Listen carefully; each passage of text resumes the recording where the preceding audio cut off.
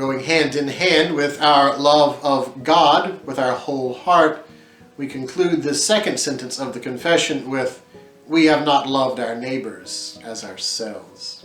At the core of the teachings of Jesus, love God and love your neighbor as yourself.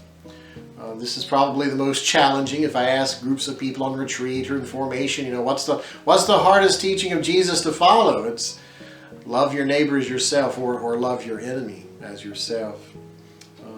We need to remind ourselves daily, weekly, that we do not love with our whole heart.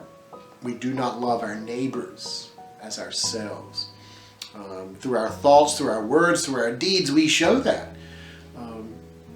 When I think back of I think it was the Ash Wednesday reading about, what good is it if we only, treat the people that we like in a godly way? What good is it if we only treat the people that treat us nicely, or the way we want to be treated in a way that God would treat us? The invitation for the person of faith, the follower of Christ, is we treat all people as we want to be treated, especially those that do not act in ways that we want, or we think they should, or in ways that are against whatever we think or feel or believe should occur.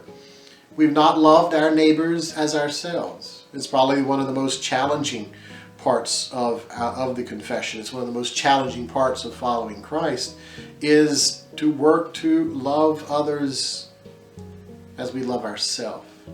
When we do that, we take away the power of self-centered living.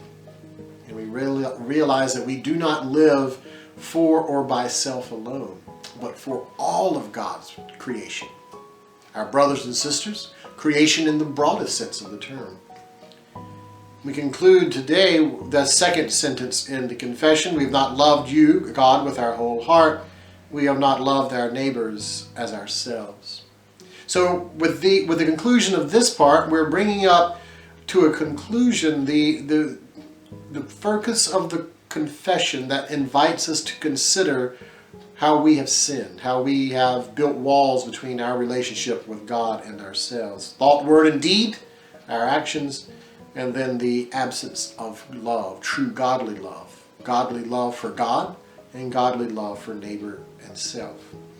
As we turn our attention to the remainder of the Creed, we will be exploring ways in which we seek to amend that, to change that, to draw strength from that and draw strength from God, and to therefore change our lives so that we will be better equipped to be representatives, emissaries of the love of Christ in this world.